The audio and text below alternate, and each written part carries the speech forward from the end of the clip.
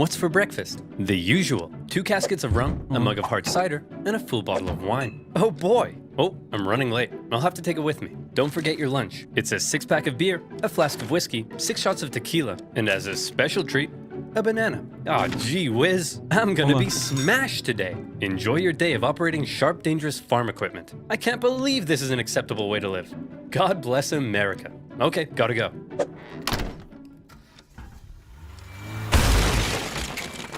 I love my life! America, the land of beautiful strip malls, top-class infrastructure, and wonderful urban sprawl. Ah yes, beautiful America. But what's the most American thing you can think of? The Statue of Liberty? Mount Rushmore? A crazy lady in a mobility scooter yelling at a pigeon? Well, what if I told you the answer is alcohol? That's right. When the Puritans arrived on America's shores, they brought a ship packed with beer. George Washington provided his men with a daily cup of whiskey. Andrew Jackson's inauguration party left the White House so trashed that everybody had to be ordered outside. Frederick Douglass said whiskey made him feel like a president. Me too, Frederick. Me too. Americans drank at breakfast. Doctors prescribed their patients hard liquor. In the 19th century, Americans drank 3 times as much as their modern-day counterparts. That's a lot of whiskey. Hey Jerry, how's that report coming along? Already done, sir. I've also organized your paperwork, watered your flowers, and been a father figure to your children. Wait a minute. What's that smell? Have you been drinking at work? No, sir, I would never. Well, why not? Everyone else is doing it, but I got all my work done. You're fired! Americans drink at work. They drink at barn raisins, baptisms, and public hangings. Heavy drinking was so normal that it was as American as apple pie. Hi everyone, my name's Ron, and I'm an alcoholic. Get over yourself, Ron. We're all alcoholics. But more and more Americans began to wonder whether all of this truly was a normal way to live. Were Americans drinking, perhaps, a little too much? Well, one group in particular thought the answer to that was yes. You know them, you love them. Woman. Oh crap, woman, run! Hang on, we just want to talk. Woman talking? Friggin' broads, dude.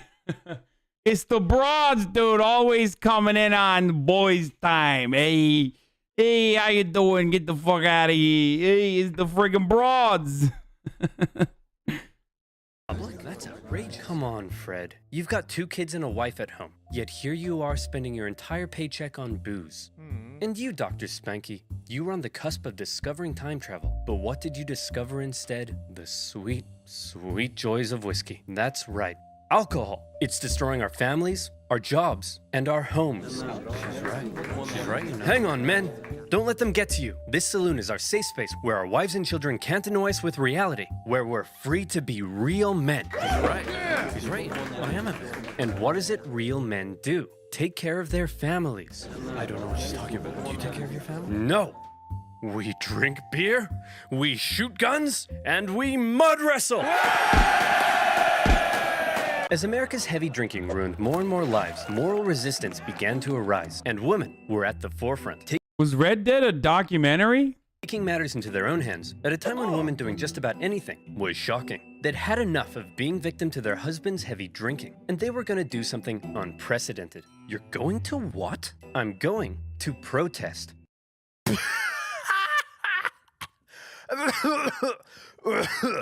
Oh, sweetie. Women can't protest. Starting in Ohio, before spreading nationwide, women began a crusade against alcohol. They marched through towns and cities, singing hymns, gathering outside saloons, and praying on their knees. Women praying was so terrifying that in some towns, schools were shut and business stagnated. On one occasion, firemen were called out to hose down the dangerous praying women. On another, the owner of a beer garden reportedly held a cannon outside and threatened to reduce the savage women to dust. Nevertheless, they persisted. They formed the WCTU in 1874, and they organized. They set up homes for inebriate women. They installed water fountains in freaking bras, dude. Public parks. They wrote textbooks for school children that contained some interesting claims about drinking alcohol. Here's little Timmy. Uh-oh. Looks like Timmy's gonna have his first drink. He's taking a small sip of whiskey, and Timmy has spontaneously combusted. The end. The woman's efforts weren't in vain. In small towns across America, drugstores agreed to stop fulfilling prescriptions for alcohol. Men committed themselves to giving up drink.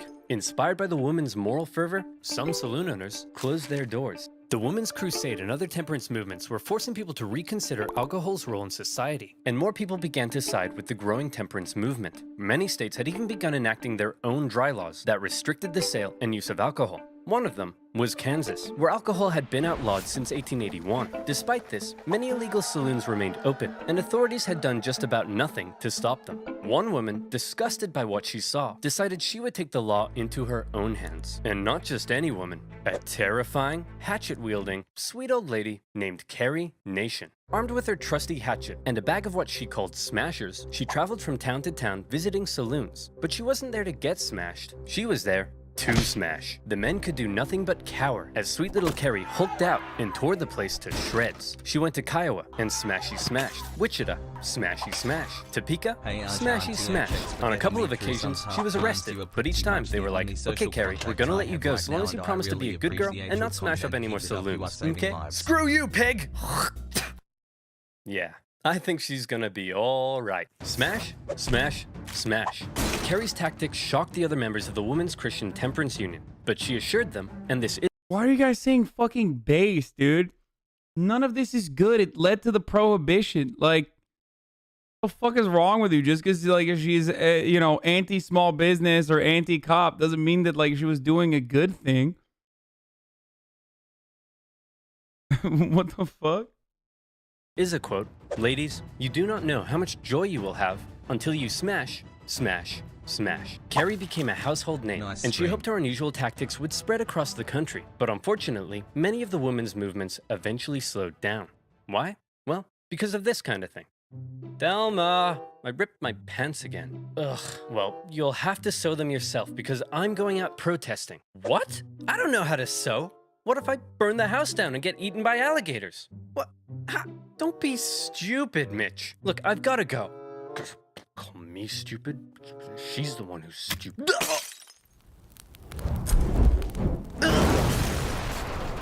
Hey, Thelma! Look who's stupid now!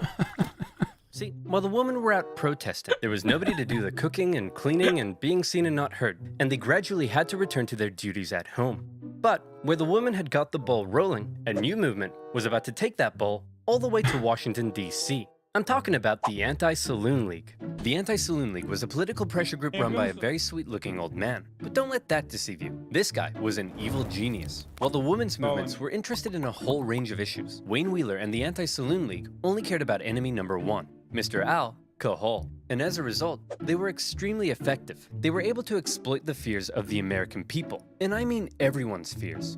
Here's how they did it. Hello, sir. Welcome to the Liberal Progressive Rally. Why don't you introduce yourself? Well, I'm Patty, and I'm an immigrant from Ireland. And tell me, Patty, do you drink? Oh yes, I drink a lot. See, folks, people like Patty come here looking for a better life, only to end up drunk in the gutter. Don't worry, sir. We're gonna help you. Hey man, you're doing great. I just need you for one more thing. Hey, Christian conservatives. This is Patty. He's a dirty Catholic Irish immigrant who's come to destroy America with his alcohol-fueled debauchery! Workers were told alcohol was a capitalist ploy to keep them subjugated. Factory owners were told alcohol was making their irresponsible workers lazy. The black community was warned alcohol was hindering its progress. And that's how you fucking message around a specific cause tailored specifically for your audience, by the way. Racists were warned alcohol would turn black men into brutes. In one of the most confusing eras of— I wish they had neoliberals. I wish they had neoliberals at the time who would just hinder this movement by being like, hold on, I don't know. I mean, we should probably be a little bit more racist. We don't need the progressives on our side. You know what I mean?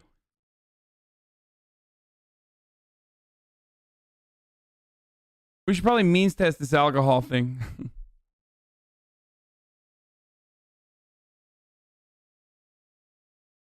of American politics, totally opposing groups found themselves agreeing on at least one thing. Alcohol was bad. The Anti-Saloon League also made great use of propaganda, something prohibitionists have been doing for decades. Take this specimen, for example, that warns what will happen to you if you start drinking. Let's see. First you take a drink, you get a little rowdy, okay. You make some new friends, nice. Then you become homeless. You turn to crime, and Oh. But the most effective tactic Wheeler used to force prohibition on America was pressure politics. In any election he could, Wheeler very successfully rounded up support against any politician who was in favor of alcohol. In Ohio alone, he had 70 state representatives and the popular Republican governor ousted from office and replaced with prohibitionists. Suddenly, every politician in America was afraid of Wayne Wheeler. Wow, that's strange that something so popular that even fucking even was a relatively successful industry for the time, was able to be advocated against, and ultimately led to like actual legal restrictions. Now, obviously, this is an instance where What's up? this is obviously a bad thing. Prohibition was bad, as we all know. But it's also a testament that if you have a message, if you have a cause that you believe in, you can. Nothing like this ever happen again. Marijuana. Still, we're seeing the effects of that still. But the point I'm trying to make is that you can fucking message around your cause specifically, as long as you put some power behind it. Whether it be $15 an hour or whatever it is. And stop conceding to the opposition. You can actually make change. Sometimes that change is bad. Good things rarely ever happen, if ever happen at all. But this is an example of this. Even those who enjoyed alcohol in private began pretending to be against it in public. Alcohol is delicious. Malicious. Sorry, Wayne. I'm really drunk right now. Then it really hit the fan in 1917, when America found itself fighting in the First World War against Germany. Anti-German sentiment exploded. Sauerkraut became Liberty cabbage. German measles became Liberty measles. And Dachshunds became the embodiment of evil. See, America? You've always been this way. The biggest brewers in America were German, and Wheeler saw to it that drinking alcohol became akin to pro-German treason. Also, I let it be known that, of course, a big part of this is also utilizing pre-existing reactionary attitudes that Americans already had, which is something that the left can't do. Don't get me wrong. You can't be like,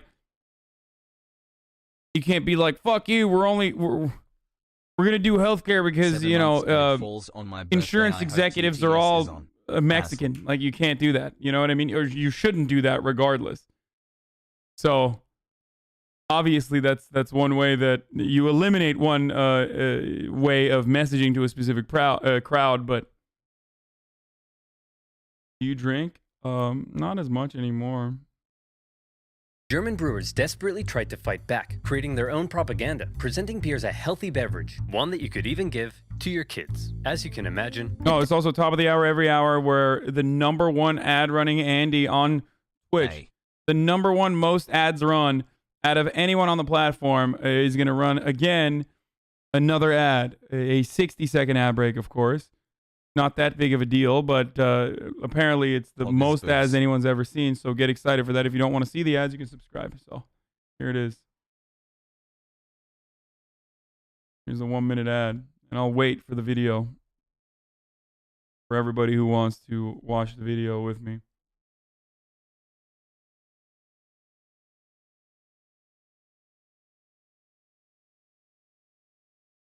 Okay.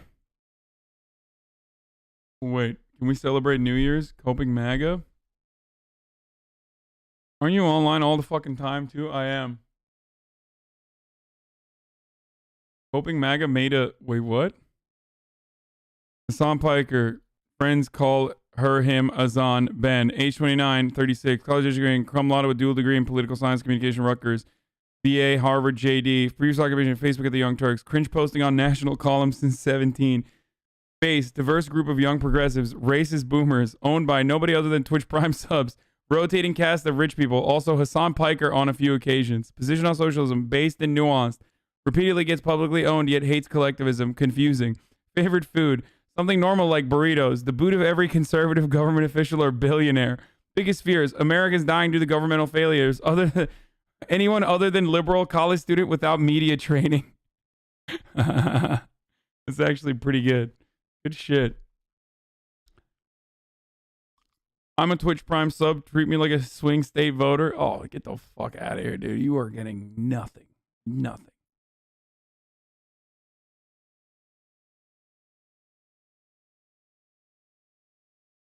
Favorite food actually burritos. I fucking love burritos.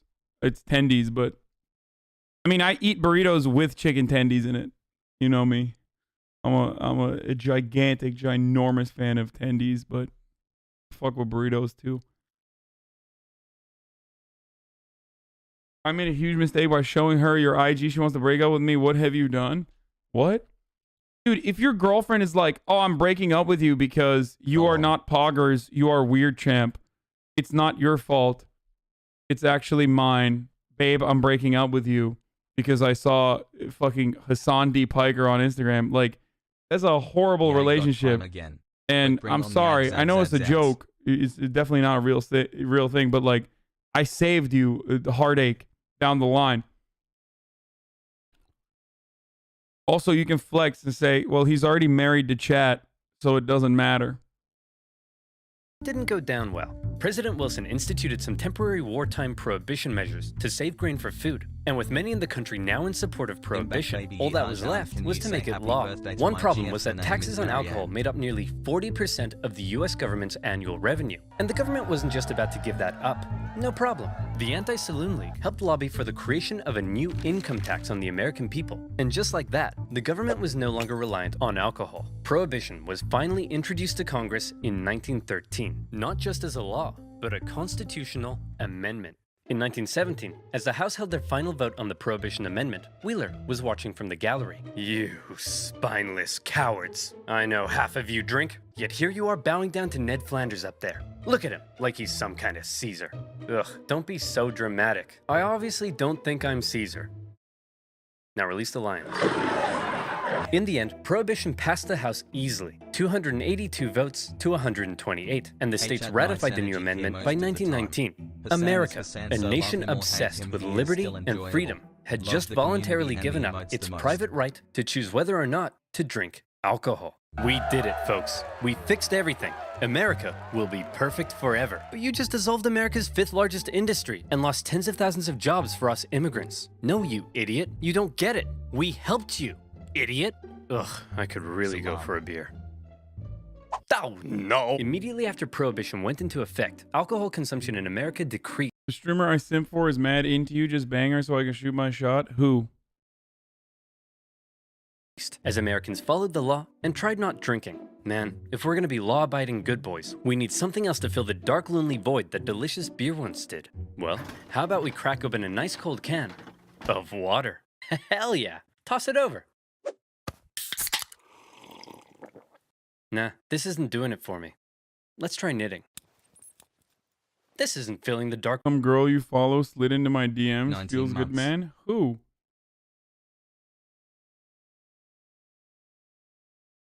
Both of these I want to know.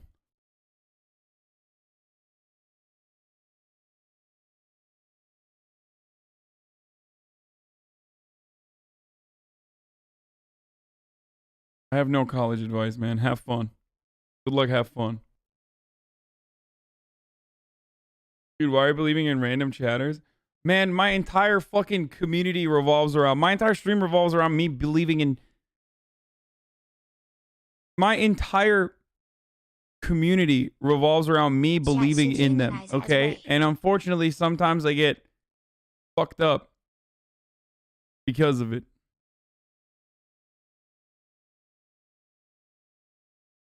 You will love this. Okay, where's the fucking...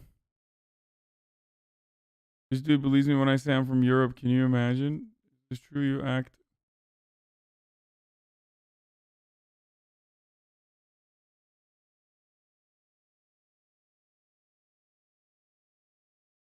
Have you ever tried League? Who wrote Gullible on the wall behind you? Oh my god. Whoa, I just looked there. Avoid it all. Want to play some kites? Ah, screw it.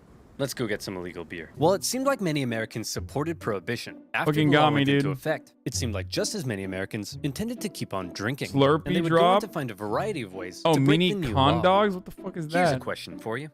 Do Bro, you this girl like named breaking the law? Nameless King wants you to Well, finish shame her. on you. Please satisfy Or do you her like saving desire. money when you shop online? Then you should use Honey. Do you ever shop in store? Of course not. Then you'd have to talk to real-life people. Yuck. You'd rather shop online in the comfort and darkness of your mom's basement. Ah, and better yet, you can save. Only ads you see on the stream are mine, baby. So thank you. Now where were we? Oh yeah. Punching Patty, passing Prohibition, and procuring pints. Pretty soon after the new law went into effect, the failures of Prohibition were already beginning to rear their ugly heads. For starters, the details of the new Prohibition law, written by none other than Wayne Wheeler himself, turned out to be more draconian than expected. Many Prohibition supporters only wanted to outlaw hard liquor and hoped beer would remain legal, but the Volstead Act outlawed anything over 0.5%. That would make Liberty Cabbage illegal. Secondly, the new law was full of loopholes that Americans very quickly began to exploit. For example, while the sale and manufacture of liquor was illegal, drinking it wasn't. And you could also keep any alcohol you had before the law went into effect. So many private clubs hoarded huge amounts of alcohol that saw them through the entire Prohibition period. Whiskey intended for medicinal purposes was also allowed, and doctors basically became bartenders. It looked as though a full-on epidemic had broken out, as there was a sudden surge in prescriptions for whiskey. This literally makes me want to play Red Dead on stream again. This and the fact that I finished Cyberpunk makes me want to play Red Dead, but people will hate it. Wines used by churches and synagogues were also permitted. Orders for communion wine suspiciously skyrocketed by millions of gallons. And as rabbis had access to religious wine, suddenly everyone was becoming a rabbi. You had Rabbi Pat O'Leary, Rabbi LL Cool J, Rabbi Fluffy. But don't worry, I'm sure all these definitely legitimate religious figures couldn't possibly be selling wine in the back alley after Mass. Yep, definitely nothing strange going on here. New products also hit the shelves in stores, such as Vine Glow, a brick of dehydrated grape juice, itself not alcoholic, and therefore perfectly legal. But the packaging did contain a strangely specific warning. After dissolving the brick in a gallon of water, do not place the liquid in a jug in the cupboard for 20 days, because then it would turn into wine. I'll take 1,000. Yes, sir. Now, at this point, I want you to think I did back not for know me, that. if you will, to the year 2005. You're the coolest kid around, and you convince your parents to rent the greatest movie of all time from your local Blockbuster. But the movie starts with a strange message. Something about not downloading a car? You immediately disregard that and hop on Kazaa to download the greatest song of all time, and in the process, drain your dad's bank account with copious amounts of ransomware. You were breaking the law, you bad boy or girl, but did anyone come to arrest you? No.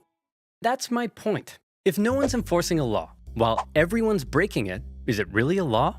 And so it was with Prohibition. See, the conservative-led governments of the decade were also the kind of people who believed in small government spending. So they'd passed a law that would be extremely difficult to enforce, but also didn't want to spend any of the money required to enforce it. The newly created Bureau of Prohibition only had 1,500 agents to cover the entire country. That's one agent for every 70,666 Americans. In a massive country with 12,000 miles of coastline and one gigantic land border with Canada. Good luck, schmuckos. And all these clever little loopholes people were using to score illegal booze were only just the beginning. America was about to devolve into alcohol-fueled criminal chaos. By outlawing it, Prohibition had made alcohol a precious commodity, and millions of Americans would become outlaws as they found a variety of ways to score illegal booze. For example, many Americans began making their own liquor. Illegal stills from making moonshine were found by Prohibition agents from the hills of Kentucky and the caves of Arizona to parking lots in major cities, and even in the homes of Prohibition-supporting politicians. Oh, come on now, fellas. I voted for Prohibition. I'm not gonna have an illegal still. What's this? That's my son, Freddie. Say hi, Freddie. Sir, this is obviously an illegal still. How dare you? Hey, what's this in the bathtub? That's bath water. Why does it taste like alcohol? Here's a better question. Why are you tasting my bathwater? Weirdo. Come on, Freddie. Let's get away from these perverts. To discourage moonshining, the government began adding extra toxins to many of the products. I already retweeted the Coping MAGA account's tweet about me. Finally made it to half a year thanks Moonshiners were using, which resulted in many cases of severe illness illness and death. But alcohol wasn't just being made at home. Along America's vast coastlines, rum runners smuggled alcohol into the country by sea. A floating supermarket known as Rum Row extended along the East Coast just beyond America's maritime limit, and bootleggers frequently sailed out in small boats to pick up shipments of booze. These bootleggers could then be found selling their illegal products everywhere, even in the halls of Congress. Wow, Pop. One day, I want to work here. Well, son, if you work hard and never give up, Why don't they take this logic with drugs? What do you mean? That's unironically the argument for drug decriminalization and legalization. It's literally the Hasanabi, fucking I just argument. got a That is the notification argument. from And a girl also, claiming there all are clubs at working chicks. examples. Now that I have your attention, There can I get is, a happy just as birthday, there are please? working examples of how prohibition does not work, there are working examples of how decriminalization has worked. And yet, because we are delusional and because we refuse to recognize reality, and we're too predisposed with never-ending arguments Portugal needs revolving around shit that is just silly, that most Americans agree on. The war on drugs failed, prohibition failed, and successful examples of decriminalization are easy enough to find. Portugal is a very common example of it, and yet,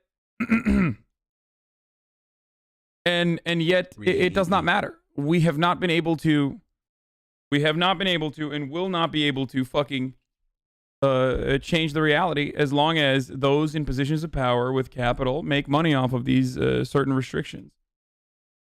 one day even you could be a man. Is it a race thing? Wait, what?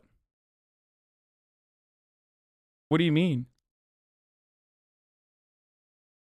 What do you mean is it a race thing? I'm confused. Oh, I mean, you're being like sarcastic, or it's a rhetorical question. The war on drugs, yes, it is a race thing. Of course, it's a race thing. Yes.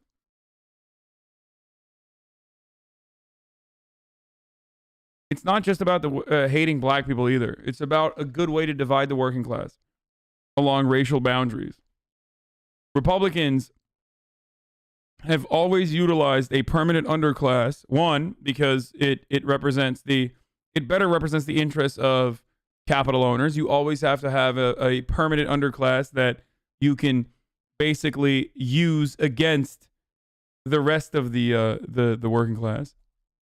Okay?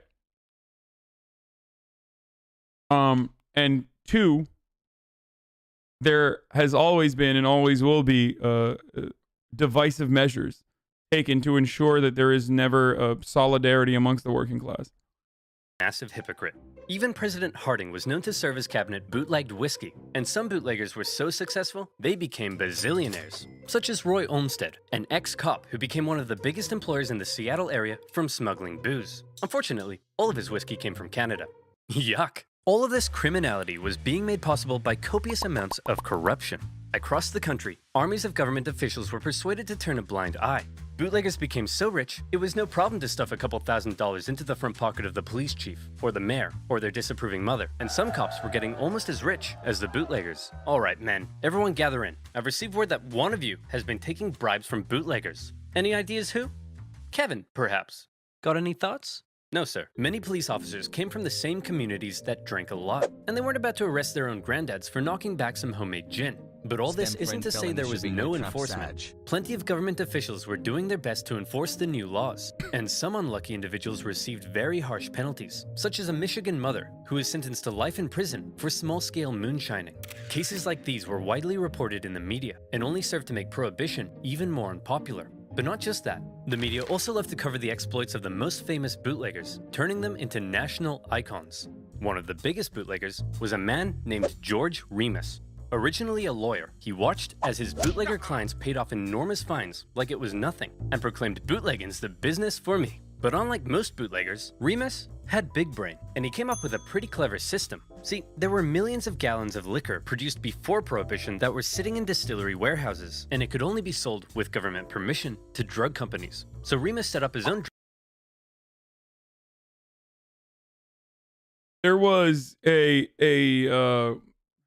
there was an interest at the time leading up to the Prohibition and during the Prohibition where because of economic instability, people found themselves needing some sort of, what's the word, narcoticization? Is that the right term? Like they wanted to dull the pain, basically. They needed coping mechanism to sedate themselves, to escape from the horrifying nature of reality. Now, of course, the 100-year cycle is also coming back around, where we have entered the exact same fucking era. That was a long time ago? Man, what the fuck do you mean? We are literally going through that exact same era. The economic inequality that we're experiencing currently in the wealthiest nation on fucking earth is nearly identical to 100 years ago, if not worse.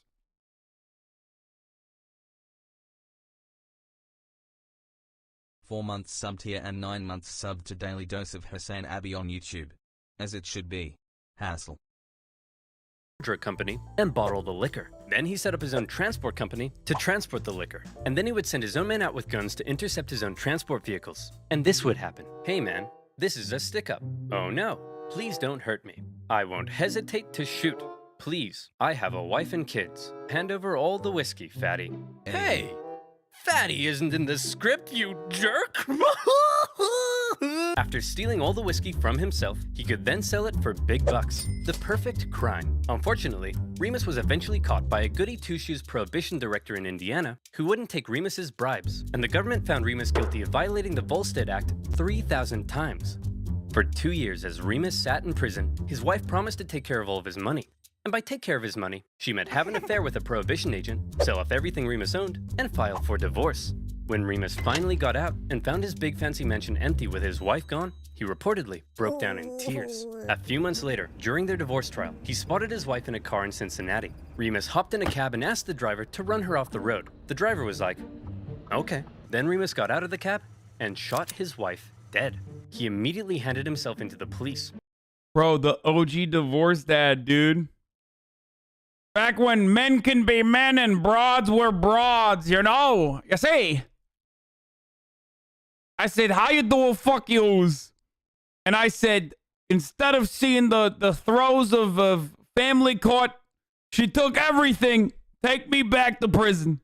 And his next trial, this time for murder, became a national sensation. Remus defended himself, claiming insanity, occasionally carrying out skillful questioning, occasionally crying in the corner. But the nation felt bad for him. His wife had screwed him over, and so when after just 19 minutes of deliberation, the jury returned and declared him not guilty, the court erupted into celebration. And just to remind you, this guy bluntly admitted to murdering his wife. The American justice system. Mwah. As alcohol poured into the nation, a lot of it was going to a new type of drinking establishment that had been booming in popularity. A secret drinking establishment. So secret that from the outside they often look like ordinary shops or homes. So secret that you usually needed a password to get in. So secret that everybody knew about them. Speakeasies. And once you were in, the party went all night long. Scantily clad flappers, snake ladies, jazz. It was a roaring time to be alive. Some publications even posted reviews of these illegal clubs, and bribes galore kept the party going. It seemed like half the police officers and federal agents in cities like New York were receiving kickbacks from speakeasy owners. Hey, what the Kevin Costner is going on here? Officer O'Hannity, taking bribes? Why am I not surprised? Prohibition Director Simmons? For shame. Mom? What would Dad say? Ask him yourself. Dad would say, quit being such a wet blanket and let Daddy earn his tips. Anytime a speakeasy was shut down by authorities, it seemed like 3 more would just pop up elsewhere. And some neighborhoods were so full of them that one resident began hanging a sign to try to keep partygoers from constantly knocking on her door. It really seemed like the new laws regarding alcohol, in some places, were simply being ignored. And one prohibition agent who traveled the country liked to see which city was the most defiant by timing how long it took for him to be offered a beer after he arrived. His winner? New Orleans, where a cab driver offered him a drink after just 35 seconds.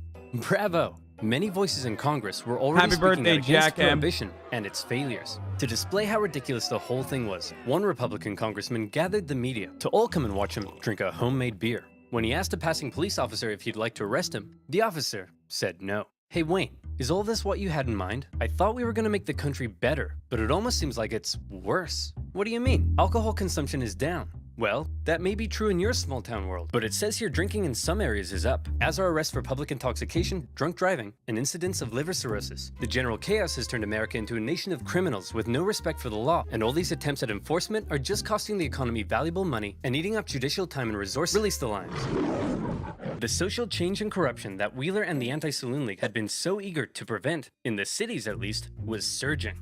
See, when something's legal, you can usually regulate and control it. But make that thing illegal, and often anything, becomes fair game. Legal drinking age, gone. Mandatory closing hours for clubs and bars, gone. Other unspoken sociocultural rules surrounding alcohol, gone, gone, gone.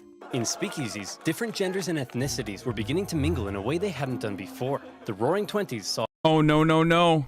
a monumental shift in culture, not least of all because now men and women could flirt in public without being damned for eternity. An outraged Wayne Wheeler did his best to make sure that anyone breaking the law was punished. He had even stricter legislation put in place in New York. But all this did was clog up the justice system with petty drinking violations, and judges began letting everyone off with light fines so the judges could get back to dealing with things that actually mattered. You know, things like murder.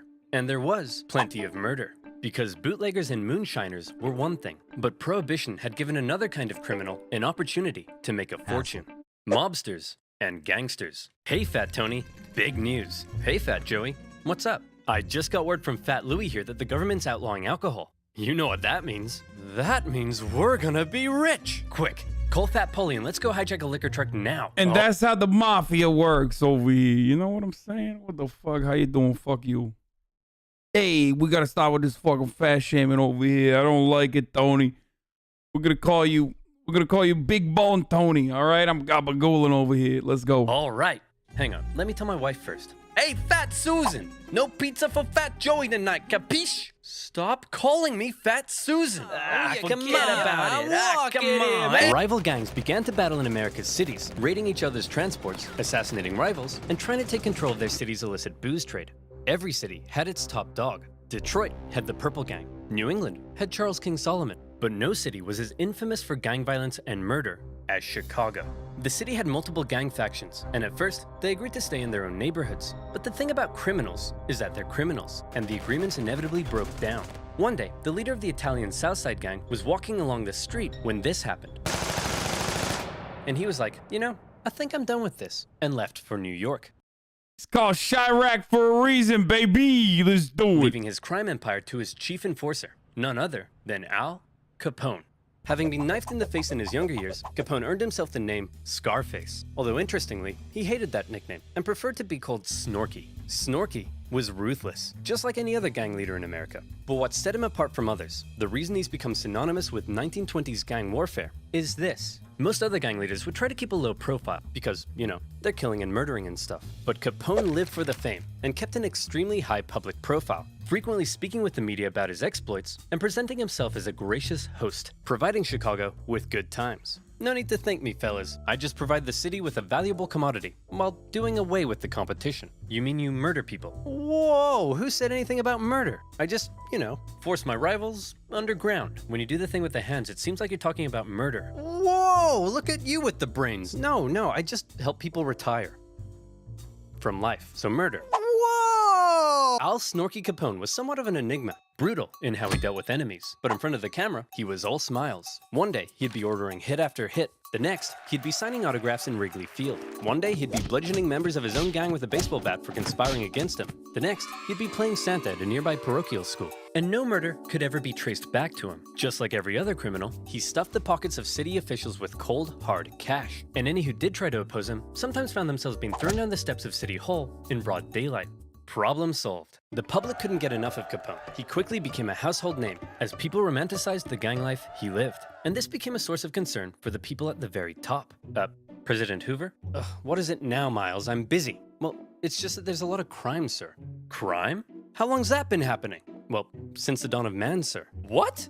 Would you like me to blame it on the Democrats again? No, Miles, I want you to blame it on squirrels. Yes, the Democrats! Now stop wasting my time! Since having a crime lord controlling public officials and winning the hearts of the people probably wasn't a good thing, Hoover personally ordered that something be done about this Capone fellow. He wasn't inbred. He did have syphilitic brain rot, though, which I'm not entirely familiar. I don't know if it's now considered ableist or not, but yeah, it's widely speculated that he was rumored to have like a late stage advanced syphilis. But before he knew it, President Hoover was also dealing with another major problem. You know him, you love him, woman. The Prohibition era had been going on for nearly a decade, Wait, Hoover? No, I'm talking about Capone. and anyone with a brain could see that it really wasn't going very well. One person with a brain was Pauline Sabin, an extremely influential and rich woman who served on the Republican National Committee, fundraised for Republican presidents, and had a secret wine room in her giant mansion. She initially supported Prohibition, but was now disgusted at the chaos it had created, and she began a new women's movement, this time not for Prohibition, but against it. Being the extremely influential woman she was, her new organization gained nearly 1.5 million members within 2 years, 5 times that of the Women's Christian Temperance Union. She hated that the WCTU claimed to speak for all women, and she began calling for the repeal of the 18th Amendment. President Hoover, Hey, these broads being broads again. Hey, organizing over here. These broads, they're organizing. fund your campaign, and now I want you to end Prohibition. Miles, what is it I say when I'm not going to do anything? You'll look into it, sir. Oh yeah, that's right. Pauline? I'll look into it. Sabin gave speeches on the steps of Congress and helped start a growing push among the American people against Prohibition. But Hoover, a Prohibitionist himself, wasn't budging. Then, on the 14th of February 1929, something happened that shocked the nation. Men, thought to be working for Al Capone, tricked some Irish mobsters into meeting them at a garage in Chicago, thinking they were there to purchase hijacked whiskey. Instead, the mobsters were lined up against the wall by men dressed as police, and they were shot. The Valentine's Day Massacre had people outraged. It was cruel and almost felt like American mobsters had finally crossed a line. People were sick of the violence, and in part, they blamed Prohibition for helping to create it. The pressure on Hoover to do something was steadily increasing. That's awesome. I've seen this before. Fine. Miles, I want you to put a report together to see if this whole thing is working. You mean the thing where mobsters are becoming increasingly powerful and massacring each other in the streets and everyone is disregarding the law and half our public officials are corrupt and taking bribes? That thing? Yeah, I want to know if it's working or not, Miles. Stop wasting my time! Hoover continued to drag his feet on Prohibition, but after the Valentine's Day Massacre, he was still determined to do one thing. He wanted Al Capone in prison. Since Capone had been so careful, the FBI were having a hard time charging him with anything, but eventually, they got him. Capone, we know you're supplying Chicago with alcohol and you've been involved in countless murders. Whoa, look at you with the crazy talk. I ain't done none of that stuff. But you're rich, right? You're damn right I am. And so where'd all the money come from, Capone? All right, I'll let you in on a little secret, but you gotta promise not to tell anyone, okay? I don't pay my taxes. Whoa! For all of his murdering, the IRS finally got Capone on tax evasion. At his trial, he didn't seem too concerned though, and spent most of his time having a laugh with his lawyers. Hey Capone, I gotta know, why are you so confident you're gonna win here? Well, Your Honor, because I'm an honest man with a big heart who's passionate about working for the good of the people. And also because I threatened the entire jury's families. Luckily, at the last minute, the judge replaced the entire jury pool with a new one that Capone's men hadn't yet got to, and Capone was found guilty. He was sentenced to 11 years in federal prison, the harshest penalty ever given to a tax evader. But even with Capone locked away, the violence in Chicago and other cities continued, and in response, the movement against Prohibition continued to grow. And the final nail in Prohibition's coffin came in 1929. After a decade of booming economic growth under 3 Republican presidents, the stock market plummeted, and America was thrown into the grips of the Great Depression. It was an awful time. 1 out of every 5 workers, 15 million people, would lose their jobs. Half the This is a repeat, by the way.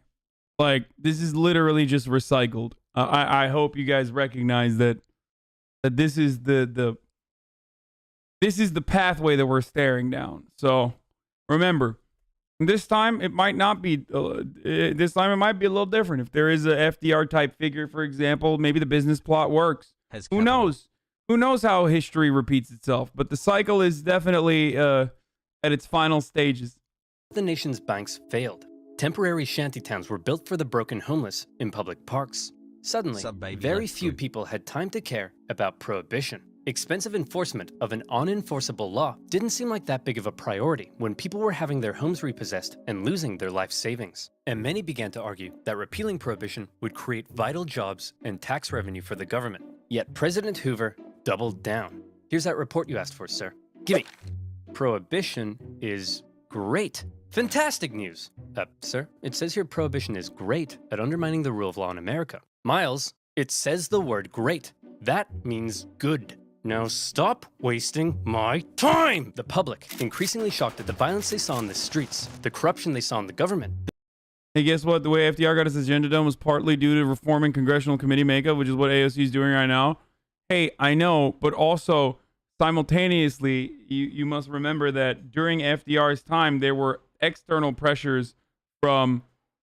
One, the situation was a little bit more dire, but two, there was also external pressure from outside groups beyond the Democratic Party that could organize, that had the capacity to organize, whether it be trade unionists or even communists themselves, like actual legitimate fucking communists and democratic socialists. So there is that problem that we arrive at where we don't really have that anymore. No, it fucking wasn't. It was more dire now. It is more dire than now during FDR. Oh fuck. No, I think the Great Depression was worse than what we're experiencing currently. The fuck do you mean? Yeah, no, it was. I don't know. Read some Grapes of Wrath or something, dude. What are you talking about? 19 months, Bog. Where has my life gone? We're not there yet. Nearly 1 million people voted for communists and socialists in the 1932 election.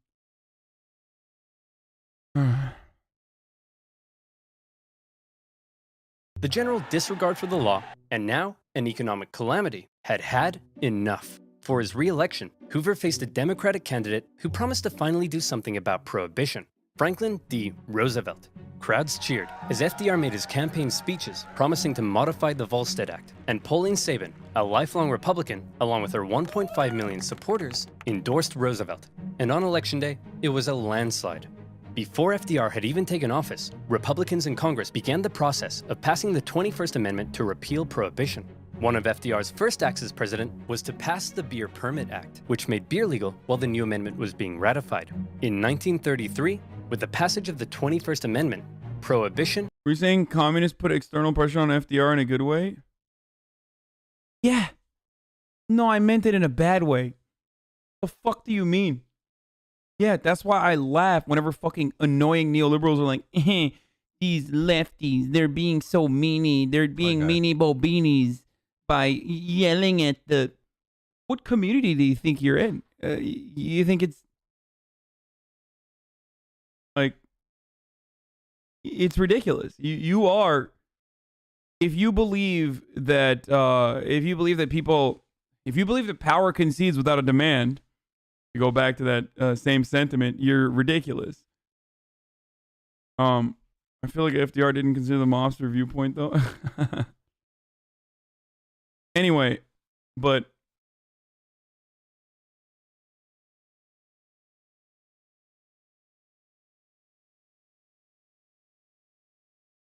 not only were they ruthless, they were militant, folks. You have to remember, like. You have to remember that unions and also like open, avowed communists at the time, as it was rising all around the world, they were militant as fuck. Like they'd kill you. They'd kill people.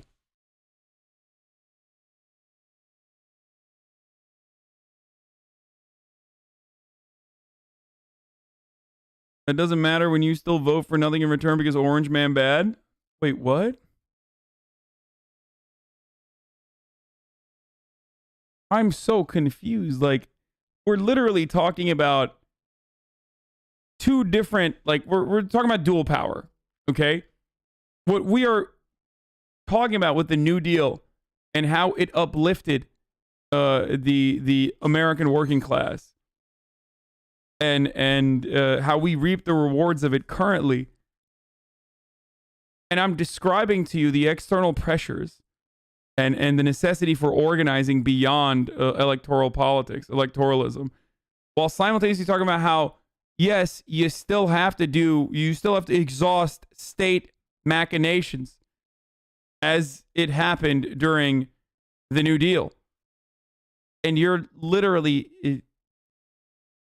You're making it seem like you're making it seem like one is not a necessity at all.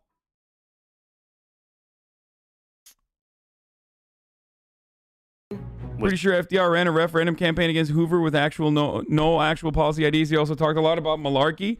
Yeah, no, it's very famously FDR ran on restoring the soul of this nation, Jack. Canada #1. was finally over, and the people celebrated like they'd just won a world war. Bars and taverns were packed. The WCTU were inconsolable. Wayne Wheeler was dead, and the celebration, particularly in America's cities, was intense. Heading into the mid-1930s, the effects of Prohibition were clear to see. From now on, culture around drinking had changed, with men and women drinking together, not in saloons, but in bars and taverns. The crime syndicates that had been given so much power through Prohibition remained powerful. I wish Marx had just written also vote low so these dumbasses would stop with the bullshit. Well, he did. So, like, exhausting state machinations is absolutely a role. It absolutely plays a part. So you're wrong. Yeah. He did do that. So the people who tell you like, oh, these are just bourgeois elections that are leading to bourgeois outcomes, like anti-electoralists are fucking ridiculous. Like they are completely ridiculous. They are out of their minds. Okay. Excuse me, DM'd you? What does he want to play? As they moved on to other things, some states opted to remain dry, with Oklahoma only repealing its prohibition law. What's a game of life?